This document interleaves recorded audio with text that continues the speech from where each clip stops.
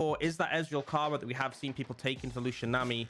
Those have some windows in which a Lucian Nami, if they can get on top of you, can burst you out, but generally a good time of using that range advantage to out-trade in the laning phase.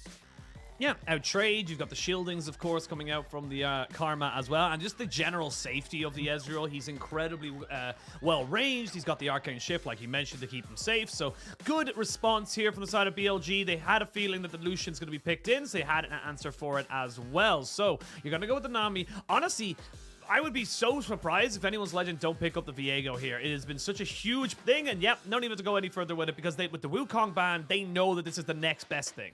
So BLG didn't take the Viego, which is interesting because there can be reasons for it. Yes, you do hand over that powerful pick to AL, but if you're taking the Viego, you're kind of locked into taking the Ezreal on third pick. It means if AL took something like the Gwen, for example, you wouldn't be able to answer it without giving up a lot of power in your bot lane. So can kind of make sense in that regard to go in this direction instead, to secure your bot lane, give a bit more flexibility to this third pick, and now they will take that Swain and can start to ban away picks that are more difficult to deal with it. Ahri could come through as a ban, something that can play around the range of Swain. Very hard for Swain to keep her within his effective range. And for AL, you can just look to target away those junglers and really thin out the pool for WeiWei. Yeah, honestly, I think, for BLG, they came in with a very definitive plan, especially with that LeBlanc ban on 3. They're saying, look, we take the Swain, we give FoFo as easy as a time as possible, put Forge on the things he's not necessarily used to or comfortable on. And for anyone's legend, it is all going to be about that bot lane. So you got to start, banning away those jungles, get WeiWei onto different things, more fringe level picks. I wouldn't be surprised maybe even to see the Xin Zhao banned away as well. Just things that can kind of early skirmishing will be the port of call, shall we say, for anyone's legend. Yeah, Lee Sin taken out. We do see the Kale ban actually coming in from BLG. And a question, is AL going to throw a top lane ban? Gwen and GP are open. I could see those two just being traded across. Obviously, BLG have a bit of an advantage in having first choice on which one they want. And ultimately, Bin will get the counter pick in this situation. So if AL have anything they don't want to deal with in this situation, now's the time. I do think with Wukong, Lee Sin, Viego banned away, there's not as much pressure to ban junglers, but they actually go for the Graves ban, interestingly enough. And obviously we saw what WeiWei could do on that pick when he got rolling. And now it really comes down to what he wants to pick up in the jungle. The exception is if they want to prioritize Bin and take the Gwen for him as a blind, feeling that priority. And I will note, it can be a flex. This could be flex to jungle in theory. I don't think we will see that though.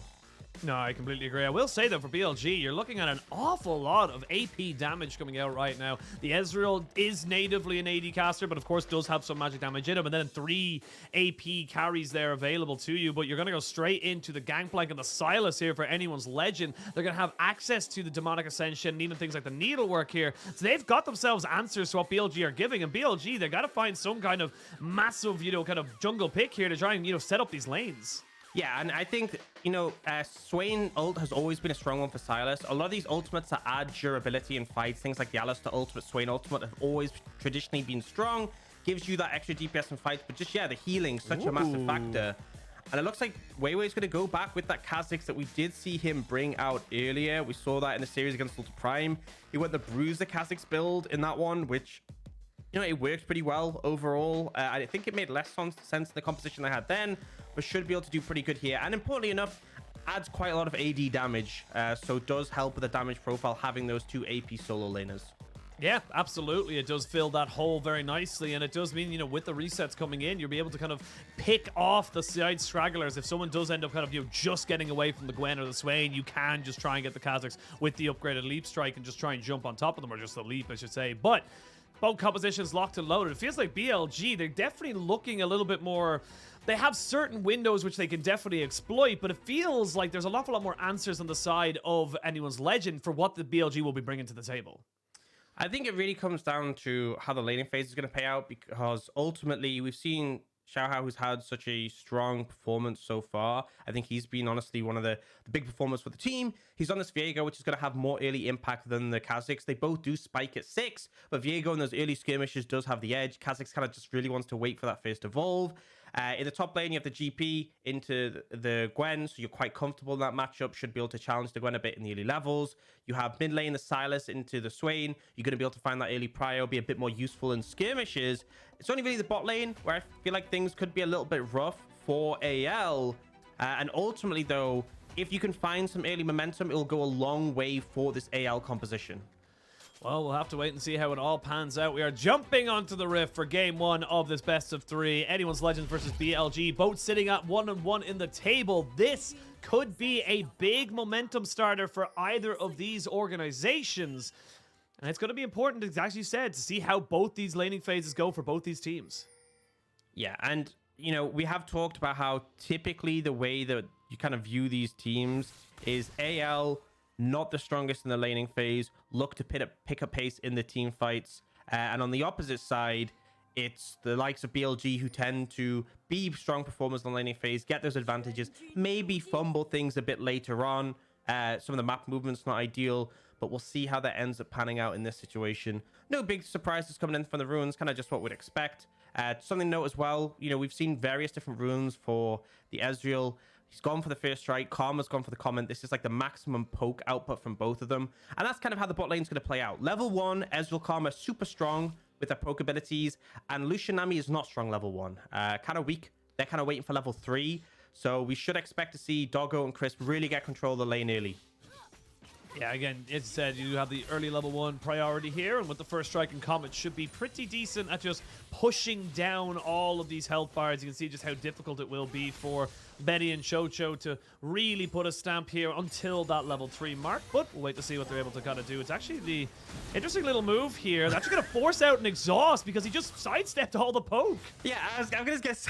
I was just going to say, that only works if you hit your skill shots. It is a skill shot based lane, the Ezreal Karma. It's a big if. Chris misses the first Q and then completely whiffs the Mantra Q. So it does end up being a trade of summoners. The health bars are lower for Doggo and Chris, but they're still going to find the level 2 first. They're still going to get that priority. Yeah, you can see with the shielding, Doggo feels very confident to go forward there with the Arcane Shift, knowing they can't really trade it back here as the Anyone's Legends bot lane, but they should hit their level 2 now. So again, the ebb and flow should be available. They should have a little bit more sustainability in this lane until the level 3. But yeah, like you said, need to be a little bit careful on that bot side as BLG. You can't just allow yourself to miss everything because still Lucian Nami still can do an unholy amount of damage even at level 1. Yeah, I mean, if you step up like that, he did take the dash, I believe, just to get the proc in, the damage. And now Xiaohao, we said he's going to have the early prio. Oh, the ward just times out now. No, this is what you get for being an efficient clearer. If you're a little bit slower, that gank would have worked. If only he knew. If only he knew. He will obviously recognize the ward died as he was walking over it, so he's very, very aware that he is in full vision, which means Bin can maybe feel a little bit more safe in this top side to just go a little bit more aggressive. And we were having a chat just before we came obviously live, and we were saying that Bin has only one mode, and that is go in. So giving him information of where the enemy jungler is only going to help him out even more. Yeah, and also fantastic on Gwen. For anyone who didn't catch MSI, this was such a big pick in the finals where people criticized T1 for not banning it away from Bin. And with the durability change, it being even stronger. Oh, Doggo needs to be a bit careful here. There's no exhaust. The Ignite goes down onto Betty, who does take a bit of an unfortunate trade as well. But again, the ebb and flow is there, so QiuQiu should be able to keep his AD carry nicely topped up. But yes, like you said, the Gwen, very powerful pick for Bin. I think it was banned twice by RNG and picked 3 times by them in the finals. So you can tell how powerful it is. Speaking of powerful, Crisp, he's feeling that level 3. And honestly, Doggo and Crisp aren't really playing this lane that well. The level 1 was messy, and that does make a big difference. Chunking out Betty and QiuQiu there, definitely important. And the thing is, AL can keep using Nami's mana as a resource, trading HP but healing up. And now Doggo and Crisp, they have to back away from the tower. They gotta try and back away from this. They gotta remember though, WeiWei is on his way here. There's gonna be a flash there from Crisp. It's gonna be a little bit of a deterrent there from the Swain, as WeiWei finally pops themselves in, and they just make sure that nothing else is going to happen. But like you said, Summoner's being blown. This laning advantage that you thought that BLG should be able to have, they're not really playing it as correctly as they should. Yeah, and the problem is Doggo keeps stepping up too far, having to Arcane Shift out. He's now out of mana. If the trading had gone more in favor of BLG, we could have seen QiuQiu being the one whom that healing not able to come through. And now WeiWei, he's just trying to shadow to prevent anything happening. But Crisp has to reset. It's a play earned for the bot lane of AL, and this is going pretty fantastically for them. And I have to say, we did see them play the Lucian Nami before, and they really did show proficiency on it. I think that was one of the games where we saw QiuQiu obviously on an enchanter and was like, hey, this guy's actually doing pretty good. But repeating that performance here, and against Doggo and Crisp, a bot lane that typically we have seen do well in the laning phase. Yeah, absolutely. And again, this is something that we talked about just at the top of the show. You wanted to see a better laning phase coming out from anyone's legend. So far, so good. Still very early days, only 5.5 minutes in. But this is where you start to get a little bit worried, though, for BLG, because their strength was kind of, you know, the early laning phase and then a little bit of a, you know, shakiness towards the mid to late. It's the, as you said, the opposite for the side of anyone's legend. If they get both sides of that coin, you're not really giving yourself many options to play this. Yeah, definitely can become problematic. And they still have a lot of assurances, like the Ezreal will come online at 2 items and be strong. Bin on Gwen is, you know, just does Gwen things. But it's still, as you said, it's not a good start to the game. And it just means, especially now when Betty and QiuQiu are starting to spike a bit more, the fact you didn't find that advantage early means that it is going to get harder and harder from here on out. Especially level 6, something to note is that Ezreal and Karma don't get that much of a power spike from level 6. Ezreal's ult is fine and very useful, don't get me wrong, but not always the easiest to get off in a close range skirmish. And Crisp, although you get a boost to the Mantra's power, you're not getting an extra ability, whereas the Lucian Nami, the tidal wave, very hard to dodge in the laning phase. The culling adds so much damage to the all-in for the Lucian, so they really have to be careful when those spikes are hit. Yeah, well, BLG. Oh my lord, Doggo! He needs to be so careful. The flash, the auto attack's not enough. That was so close, but you can see just how comfortable Betty and QiuQiu are in this matchup. Even Xiaohao saying, look, if I can catch it, making a bit of a lazy recall, maybe I can get the kill, but still, this is huge. Look at the CS difference. It's only going to get even bigger. Yeah, I mean, this is just showing. They've hit a spike. They haven't been put behind. With the extra goal, Betty has a pickaxe and double longsword. So much AD, so much burst.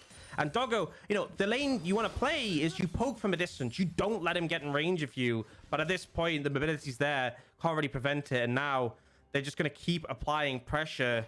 And if you fall behind this Ezreal, you know, it's going to be a longer time before you hit those spikes. You might end up missing that critical window to really have impact in this game. And the big thing as well, you look at BLG's composition, not a lot of engage coming out for them. You obviously think about, you know, you fall behind, you have something like an Alistar or a Nautilus, you can still catch someone out and go for it. There's not really anyone who can really do that. Yes, you'll have Bin on a Gwen on the side lane, but not really, you know, a quick turnaround of when she will become that unstoppable side lane menace. So going this far behind in the bot lane, this Ezreal is going to find it very difficult to actually make any kind of, as you mentioned, meaningful impact towards these spikes. And they're going to try and find Xiaohao now, who's going to have to smite away his red buff. They will jump on top of him, pop down the exhaust. He does still have flash available to him. He flashes in. The isolate damage is not enough from WeiWei. That's both junglers losing their flashes. You can certainly see, though, WeiWei now hitting that level 6, able to go more aggressive, using the evolve as that extra tool. Ultimately, though, Xiaohao still gets his red buff. It's a trade of ultimates, trade of flashes. You're not really too concerned about that one for AL. No real cost of the play. All it means is simply that Xiaohao is off the map for a little bit, but all the laners seem to be pretty fine. ZDC has fallen quite far behind in terms of farm in this matchup, but ultimately, something we did hit on at the start of the day was the solo laners off AL sometimes being a bit of a liability in the laning phase. If Z's falling behind in farm, as long as he's not getting solo kills, as long as it's not too significant, I am kind of okay with that. It is still a Gangplank. He is still going to be a monster later. Yeah, he's still going to have it. There's going to be the bubble landed. They're going to go in with a tidal wave as Crisp goes down the first blood. Nothing you can do. Just really not tracking the timings on those ultimates. Yeah, and just really nice play from QiuQiu. Getting the bubble, which is typically a hard skill shot to hit, but out of the fog of war, doesn't give Chris the window to dodge it. And now, fight going to come in over this Herald. This is going to be it. Forge steals away his demonic ascension, so it's going to be a hex tech of death. As we can see, there he goes. FoFo trying to now 1v3 right here. Xiaohao picks up a Gwen. They will get the Rift Herald here for BLG, but they do sacrifice a kill. And if you're only getting 2 plates with that Rift Herald, that's a roughly equal trade. Yeah, they want to get more value out of the Herald, try and find more than just a kill with. Otherwise, as you said, AL have been able to match. And, you know, it's a kill on a Forge, which will absolutely take. The Ghost from FoFo means they can't really connect on him. But now they're looking for QiuQiu here. Yeah, they could maybe go for it here. FoFo not going to land a lever move onto the Nami, but will catch a Sylas. So force the flash there out of QiuQiu. And again, good proactive moves here from BLG. And speaking of proactive, they may be able to find something in this top side. CDZ, he's going to try and get a plate. I think he's realized he's way too far forward and just trying to make sure he can get himself as much distance away from this Gwen so he doesn't give away any assist. It actually lives. Yeah, he lives. Sorry, I had to sneeze right there. He lives and gives over a kill right over to the side of Xiaohao. And how does that even happen? BLG, you're kind of just not really they're not really executing it properly, and they're just giving away so many of these advantages. Yeah, I think WeiWei thought that essentially ZDZ would just say, I'm dead, there's nothing happening. We're going to replay that bot play. Bubble out of the fog of war. Just catches out Crisp. I think Crisp potentially walking up toward that brush, but gets caught out. And then we see the Herald play. So WeiWei just focuses on the neutral and wants the rest of the team to basically play interruption. But the problem is the skirmishing power here. The Sylas with the Swain ult is going to outvalue the Swain. Xiaohao on the Viego gets the reset so he doesn't go down. And ZDZ is just pumping damage in that one. Don't quite get the replay at top, but yeah. I mean, essentially, ZDZ, it looked like he kind of accepted his fate, but he was actually staying near the minions, so he wasn't isolated, getting as much damage as he could on WeiWei before he made the run to get away. And that bought time for Xiaohao to get there. But yeah, 3-0 for AL. Fantastic start for them. It really, really is. 3-0, 1,500 gold lead, or just about over it as well. So, and they're honestly just kind of mitigating every single thing that BLG's throwing at them. The CS lead we talked about there for BLG and the top side for Bin, just no longer existent. And now you can see Xiaohao just kind of hovering towards this bot side, making sure that this lane can continue to be good because they know how powerful they can be. The Culling's going to do a hell of a lot of damage onto the backside of Doggo and Crisp, and you can't really stay in this lane for much longer. It's just becoming harder and harder. It's so hard. You're at the point where you don't do enough damage to poke out Betty or Chocho, and as soon as they dash in on you, they can just decimate, and it's only going to get worse. So you talk a lot about the Ezreal 2-item spike being a significant point. For the Lucian Nami, it's a 1-item spike, and it's actually both champions. Gale Force now picked up for Betty, but I'm also waiting for the Imperial Mandate for Chocho. Notice that what a lot of Namis do is they go the magical footwear, so they don't have to buy boots. It means, you know, you're a bit weaker on roams around the map, but you can just spend all your gold on Imperial Mandate, because as soon as you get that, it is such a massive power boost to your Lucian, especially as Betty by that point will likely have finished his serrated Dirk if he's going collect a second, and at that point you will just burst anyone out so quickly, you will decimate them. Yeah, and this is just going to be a free dragon, so 2 dragons on the board now for anyone's legend, and their laning phase has been exceptional right now. We will see, though, Forge trying to find FoFo. As FoFo goes straight in with the Ghost. The tidal wave does land on the 3 people as they try and jump down there. As Crisp gets taken very low, as does FoFo. Betty is ticking down and will fall, but it's going over to the Karma. And now they're trying to find WeiWei. They flash in on top of him, and he will fall. 5-1 in kills. And this is anyone's legend just calling BLG's bluff every day. Yeah, doing a fantastic job. And ultimately, Betty looks like he's a little bit isolated. Does end up going down. They managed to take him out, but not able to follow out the fight. And we were talking about this Herald. 2 plates mid. You know, if you're only going to get 2 plates, it might as well be mid where the tower's more important. But it's not that much gold. It's not going to make up for the deficit. And you're not necessarily going to be able to capitalize on it unless you pick up that second Herald. So not too much value there. And my final note on this, Machine, Chocho just picking up the mandate now. That spike is online. It is online now. Bin needs to be a bit careful as Xiaohao is there. But again, it's still a Gwen, so can skip and snip her way out to safety. But like you mentioned just there, big 1-item power spikes coming in as we look at the replay. And again, this is just BLG looking for something, but FoFo kind of just gets isolated. Yeah, and Betty does make a mistake here. Comes into the fight a little bit isolated. Doesn't use the exhaust on WeiWei before he goes invisible. And ends up getting bursted out by him. But they do manage to punish in return. And something to note is this is like the Assassin Kha'Zix build. First Strike, Duskblade, Flash. Last time WeiWei played it was the Bruiser build with Ghost, Conqueror, and Gore Drinker. So a lot squishier, but also more ability to execute these targets who are isolated. And ultimately, you have to look for that, because if you're getting caught in the middle of these team fights, WeiWei will just get popped. Yeah, and again, we're kind of seeing the issue with the side of BLG's composition in the sense of, like we mentioned it earlier, there's no real traditional engage coming out from them right now. They're looking for, as you can see in your picture-in-picture, these picks, these small moments to maybe try and catch somebody out, but we're already at a point where Forge has his Everfrost and plenty of HP on him, and just the survivability with the kiting as well. It just makes it so hard to make any of those picks happen. Yeah, and the problem is as well that FoFo going the Imperial Mandate build, which I think is fine. The extra movement speed in team fights really powerful. But the big thing to note with this is it makes you weaker in the side lane because you're not as strong in the 1v1. You don't have anyone to proc that extra damage. And so despite the fact that Bin may become a problem in the side lane, ZDZ will easily clear waves. Forge will be relevant in the side lane as well. And it just kind of means that, you know, BLG are going to be forced to play for these picks. That is kind of going to be their route back into the game. And the danger of that is if you try and make a pick and Betty and Chocho decide to turn it around, they will one-shot anyone at this point. They will just nuke them from 100 to 0. And again, you're trying to make something happen here for BLG on the top side. You did see Crisp and WeiWei hovering up, but Gangplank is just so hard to dive, especially with the turret changes that have come in, of course, on the 12.10. Will mean, though, with BLG having control of this top side of the jungle, they will be able to secure themselves their second Rift Herald, but it's not really going to be able to do much. Maybe they'll use it to be able to knock down that mid lane tier 1, but not exactly the greatest of starts here for the side of BLG. And they, like you said, they're kind of relying on picks, mistakes almost coming out from Anyone's Legend, because I feel like any kind of setup around Dragon, Anyone's Legend should have the pick of the litter. Yeah, and it is going to be a Cloud Soul. So 2 Dragons already puck the AL. I think it being the Cloud Soul is one of the better options. I think if it was an Ocean Soul, Xiaohao and Forge become really hard to kill. If it's a Mountain Soul, I think it would just be doomed if AL got it. But still, movement speed is a massive factor when it comes to these team fights. FoFo and Bin, one of the biggest issues for these champions is being kited.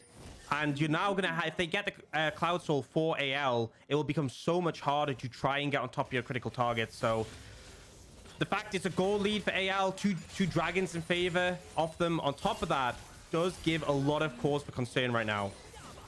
Well, Betty takes a hefty chunk from the Ezreal and Swain combination. The poke is still relevant as they look to try and maybe just force this turret down by themselves, but you still got to respect the damage.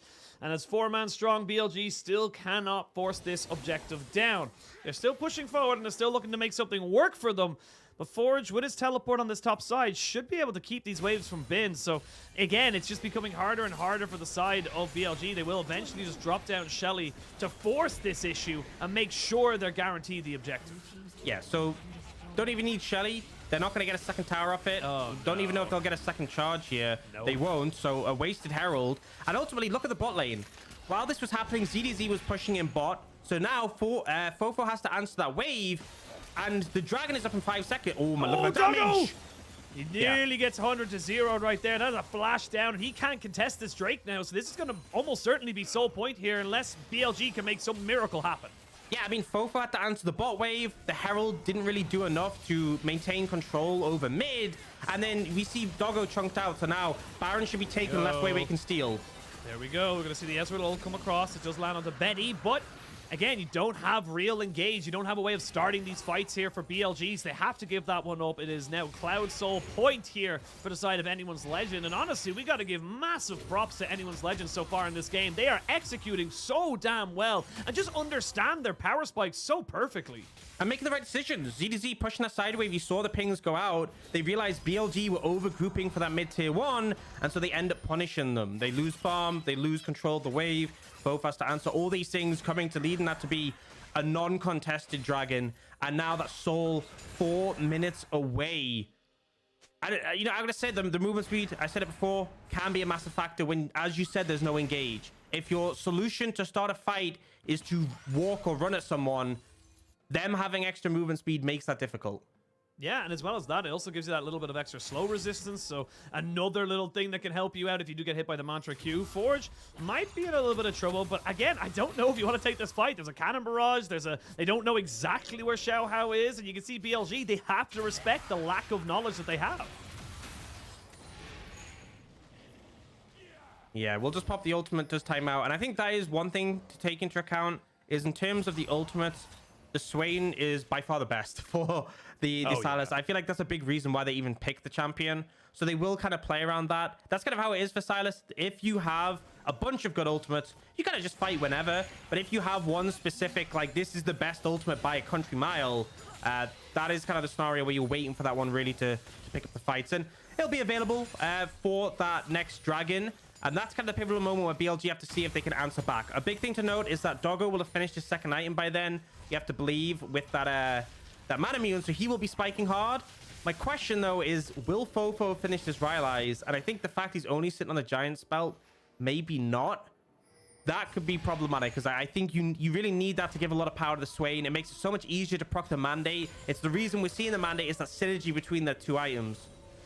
Yeah, absolutely. And you can see already they're almost towards a load of second items. And again, BLG, they will have the Nashor's Tooth for Bin on the top side. They have already got 2 items here onto WeiWei. Xiaohao Gonna find the jungler, and the two of them kind of both respect and say, on you go, sir. No need to have any issues here, but yeah, it's becoming harder and harder. And this is why, again, I love, you mentioned about the Sylas as well. And, you know, I love the fact that we are seeing more and more answers coming out the longer we're sitting on this patch. Is that, you know, different teams have different ways of dealing. We've seen the Nasus into the Kale. We've seen, you know, the Sylas into the Swain now. We're seeing ways of dealing with these quote-unquote OP picks that people are just finding answers to because there's so much available. Again, the durability patch changed so much that things that weren't, you know, possibly viable may be viable again.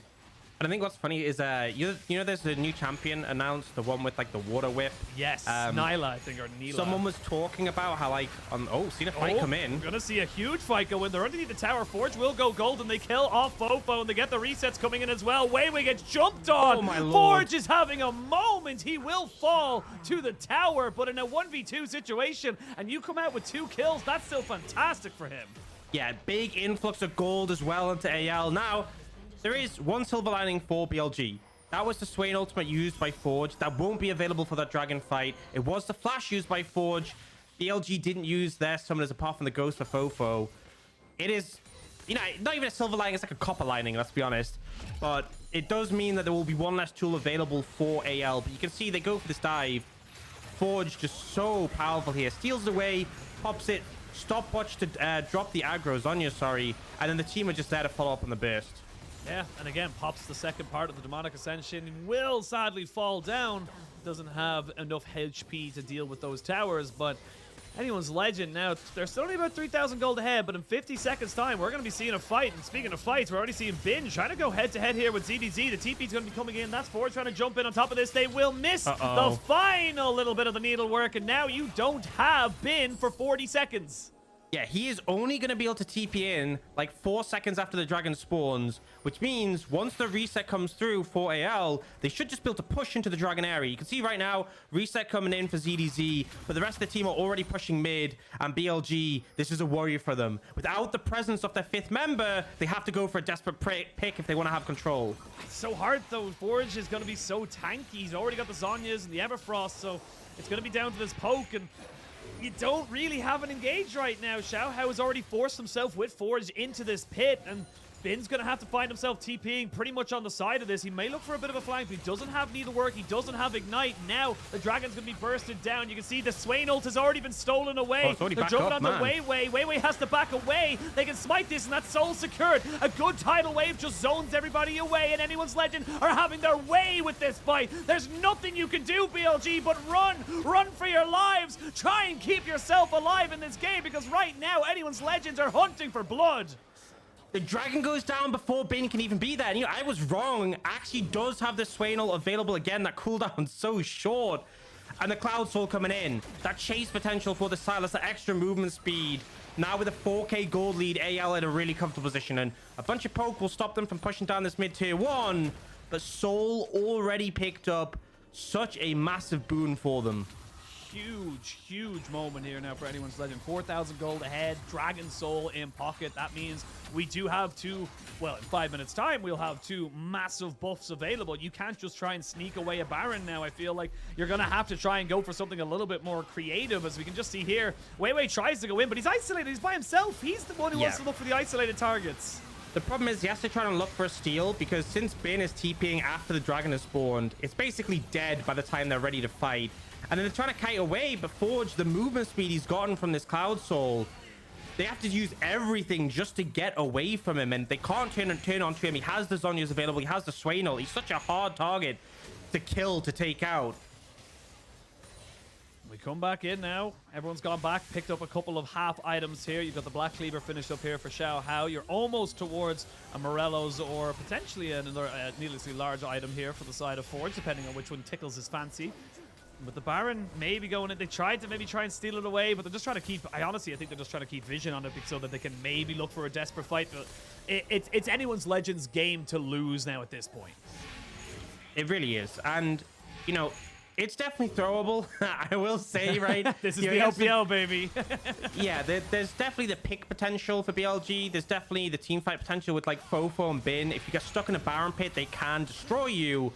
But it is so heavily in their favor. They end up grouping mid to take that tier 1. And that does now mean the map opens up. It's going to be easier to get vision control around the Baron area. But it's not just that. Because they've had such a fast soul with no contest on any of those, well, no dragons taken by BLG, 3.5 minutes until that Elder Dragon. Such a fast Elder, pre 30 minutes. And BLG, if they don't find a way to make it contestable, they could be in a really rough spot. Yeah, it could be. Rough is putting it very lightly, I think. It's kind of looking a bit desperate at the moment. And now, Anyone's Legend not quite around this Baron just yet. So BLG, honestly, this is kind of their only real response. They have to go for this. They cleared out the vision, but they know they can't really burst this one down. We're going to see the Shurelya's Rebel reused. FoFo's been caught. FoFo's been killed. TP on the backside of this one, as well as the Cannon Barrage kind of keeps them all away. ZDZ now trying to separate them all off as it's a double kill going over to Xiaohao. Now with ZDZ getting caught out, Bin will be able to pick up that kill, but a flash in with the chains, and that's going to be Betty picking up the third now. There's only so much you can do here on the side of BLG. They had to go for something. Yeah, WeiWei can try and smite steal, but what I imagine might happen is Betty will just dash over the wall and kill him. Maybe Forge as well. They need to get vision over the pit, though. They don't want to flip this. They don't want to flip it, but at the same time, there's no vision here for the side of BLG. This would be very much blind, as you can see them going over now. It's exactly as you talked about, Aux. You're an absolute prophet. No need to flip, as Nami goes down to the Baron, ends up being executed on the backside. But Anyone's Legend get the big purple worm. Yeah, just great patience from AL, and as soon as they knew WeiWei's position, WeiWei having to use the Void Spikes to get vision, they hunted him down. And BLG, I'm not sure what the play was at the Baron start, definitely feeling desperate, wanting to force maybe the TP from ZDZ. But FoFo, this Swain, who's supposed to be a bulky, long fight DPS champion, just gets nuked before anything can really happen. This is just, again, the situation BLG put themselves in. They didn't really come out with any advantages at all, to be perfectly honest, in the laning phase. Anyone's Legends were the one being proactive. And again, we bring it back to what we talked about, what we wanted to see different from Anyone's Legend. If we would be relatively, could we continue a little bit of excitement, a bit of optimism for this lineup? Honestly, this team is looking so much better with every single series they play. And I think as well, like we talk about the fact that coming out of the draft, I like the mid lane matchup they gave for Forge. He was perfectly comfortable there.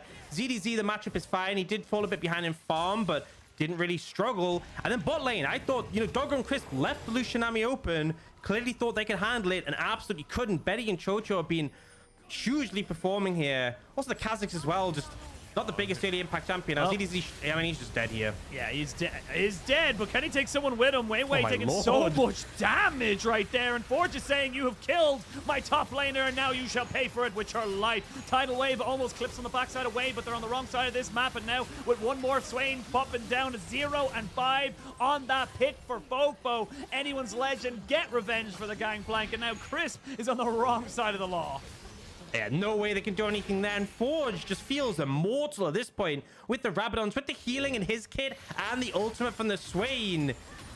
It doesn't even feel like Grievous Wounds would be a solution, but it definitely feels like they're kind of mandatory to even have a hope. And unfortunately, BLG, they don't have like a Chemtech Putrefier available yet.